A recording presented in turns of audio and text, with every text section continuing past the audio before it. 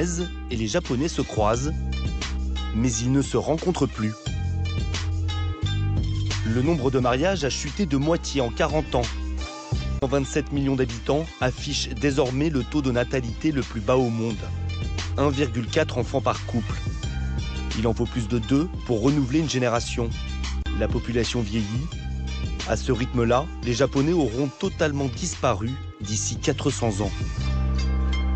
Shukudanshi en japonais. Ce terme, inventé par la presse, désigne tous les jeunes japonais comme Takuya qui, plutôt que d'aller chasser, préfèrent ruminer. Je suis incapable de m'adresser à une fille qui pourrait m'intéresser, encore moins d'échanger un contact. Alors oui, je me considère finalement comme un herbivore.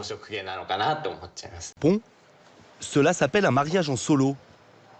Une cérémonie sur mesure pour celles comme Miko qui peinent à trouver l'âme sœur. Même pour un homme, ça ne va pas. Il faut qu'il se marie avant 40 ans. Après, c'est trop tard.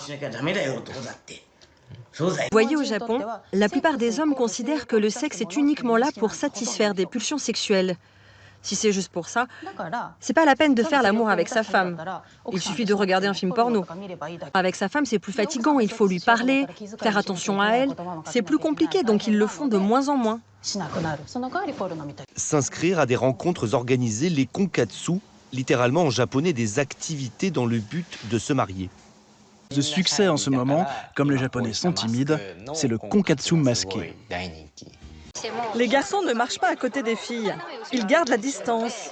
Donc je leur dis de marcher côte à côte. Tous les participants sont en couple? Ah non, ça c'est impossible. Mais la moitié, ça serait déjà un grand succès. Non, vous êtes encore du bon côté. C'est la dernière trouvaille des Japonais pour sauver leur pays. La 3e puissance économique au monde.